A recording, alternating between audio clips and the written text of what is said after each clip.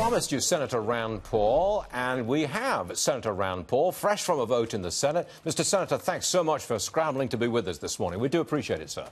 Thanks for having me.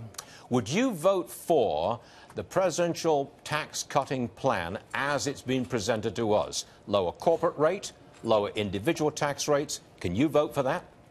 I'm all in for tax cuts, and I'm completely on page with President Trump on the bigger the better.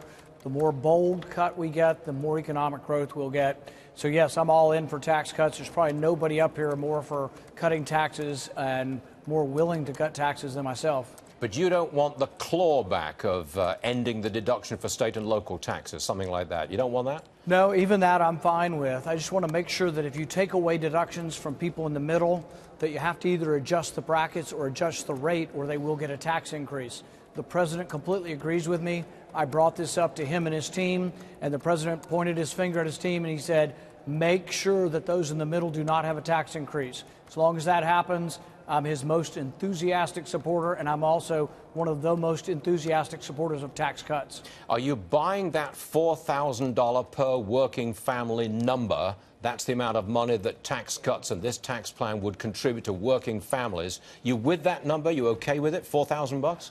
I think it's unknown because the tax bill hasn't been put together yet. The reason I've been agitating for those in the middle, because I know a lot of the people who are in the middle, and they pay at this 25% rate. If you take away the income tax, state income tax deduction, and property tax deduction, and the personal exemption, there's a possibility people in the middle could have a tax increase. So you have to either adjust the brackets or you have to do something to allow them to still have some deductions. But actually the policy of getting rid of the state income tax deduction, I don't have a problem with the policy, but the first policy of conservatives has to be that people's taxes go down, not up. Okay. Do you have 50 votes in the Senate for the kind of tax cut program that you've outlined? I think so. I think the biggest holdup is not people like me. I want a big, very bold tax cut. I'm for the bigger the better. And I will settle for less than I want, but I do want the biggest, and I will agitate to make sure that everybody across the board gets a tax cut. I think the problem really is on the other side. There are 3 or 4 people who don't want this to be a tax cut at all. They want it to be exactly revenue neutral, meaning that we will cut taxes on half the people and we will raise taxes on the other half to make it neutral. I've always been a believer that you make it deficit neutral by not raising other people's taxes, but by cutting spending.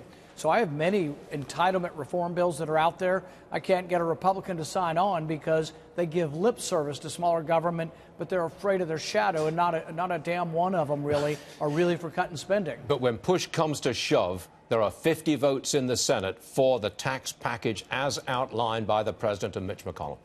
I think, but the biggest obstacle are not people like me who want to cut taxes. Okay. The biggest obstacle is the people who don't want to cut any taxes.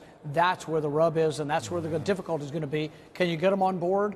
Yes, but you'll probably have to get them on board by losing the best parts of economic growth, which is cutting taxes. I wish we didn't have to do that, but I hope the voters out there will say to Republicans who are not for tax cuts, why in the hell did we elect you if you're not really for shrinking the revenue of government and the size and scope of government? We don't think of you as a compromise kind of guy, but you're talking compromise, Senator. I've always been for some variation of compromise on this and on the health care. So I want a big tax cut. Will I take a small one? Sure. Will I even take one that doesn't cut taxes?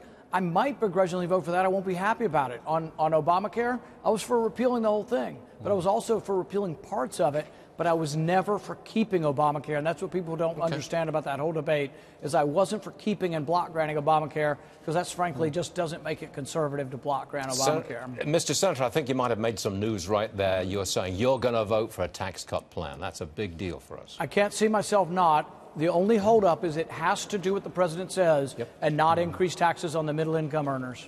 Senator Rand Paul, I'm glad you scrambled to get you into this program. It was a pleasure having you on today, sir. Thank you very much.